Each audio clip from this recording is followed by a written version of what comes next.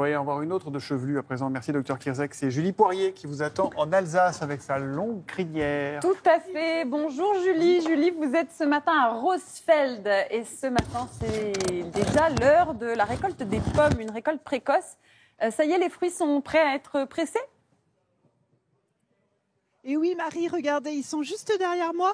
Et je peux vous dire qu'il y a du boulot. L'ébène arrive. Roger est en train de préparer les caisses qui vont partir au pressoir collectif. Alors, on est à Rosfeld, vous l'avez dit. Rosfeld, pardon. C'est une toute petite commune de 1000 habitants qui est située au sud de Strasbourg, à peu près 30 minutes. Et regardez, ce pressoir collectif qui existe depuis une quinzaine d'années, eh bien, est ouvert depuis la mi-août. Et ça ne désemplit pas. Ici, une dizaine de bénévoles sont réquisitionnés chaque jour sur les 170 arboriculteurs pour fabriquer, il paraît, le meilleur jus de pomme alsacien. Et combien de kilos de pommes sont pressés par jour ? Alors, je pense que vous êtes loin de l'idée. Je pense que vous êtes loin de vous faire une idée, Marie. Tenez-vous bien, c'est 1 tonne de pommes qui sont pressées chaque heure ici dans ce pressoir. C'est le grand rush là ce matin, Roger. Oui, c'est le grand rush là. On est en plein dans le boom là. Alors, toute la mécanique est bien rodée. Regardez, la caméra va passer de l'autre côté. On va vous montrer comment ça se passe. Alors, on les a un petit peu mis au chômage technique parce que sinon, on ne s'entendait plus parler. Comment ça se passe, Roger, là ? Les pommes tombent. Ils viennent du bac, sont sur la table de tri. Les personnes à gauche et à droite vont trier. Ce qui est pourri vont être enlevés. Vous avez le droit de trier et d'enlever ce qu'il y a de pourri quand même, messieurs, dames. C'est pas parce que la machine ne marche pas qu'il ne faut pas trier les pommes. Ouais. Et les pommes tombent dans un bac d'eau où elles sont brossées.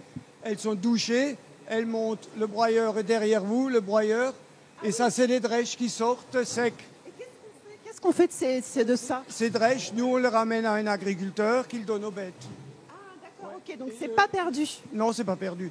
Et le privé qui vient avec 200 kilos, il l'emmène chez lui pour le compost. Ah ben voilà, alors après le jus de pomme est chauffé juste derrière, et après on passe à l'embouteillage, c'est ça ? On passe à l'embouteillage, oui, d'abord c'est chauffé, 80 degrés, et puis on passe à l'embouteillage. L'embouteillage, c'est, si on passe 1 tonne à l'heure, c'est 600 à 700 bouteilleurs ici. Voilà, c'est toutes les bouteilles, Marie, regarde. Oh, c'est tout chaud encore, c'est du petit jus de pomme chaud, trop sympa. 600 à 700 bouteilles par heure. Est-ce que moi aussi, je peux venir si je viens avec ma petite cagette ? Est-ce que j'ai le droit ? C'est ouvert à tout le monde ?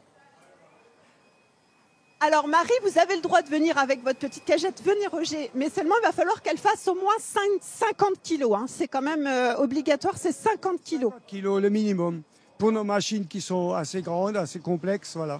Juste pour vous dire quand même que ces pommes viennent d'une dizaine de communes autour de Rosfeld. Et vous savez, en Alsace, on a préservé les ceintures autour des villages pour justement sauver ces pommes. On a de plus en plus de vergers qui sont sauvés en France. La verte ça a été mis en place il y a quelques années. Et là, le résultat est bon. On a, autour des villages, on a de la pomme, quoi. Et ben voilà, il y a aussi des poires, mais il n'y en a pas beaucoup, il paraît, cette année, Marie. Et oui, Julie Poirier, il n'y a pas de poires qui sont pressées. Merci beaucoup et régalez-vous avec le bon jus de pomme, il a l'air délicieux.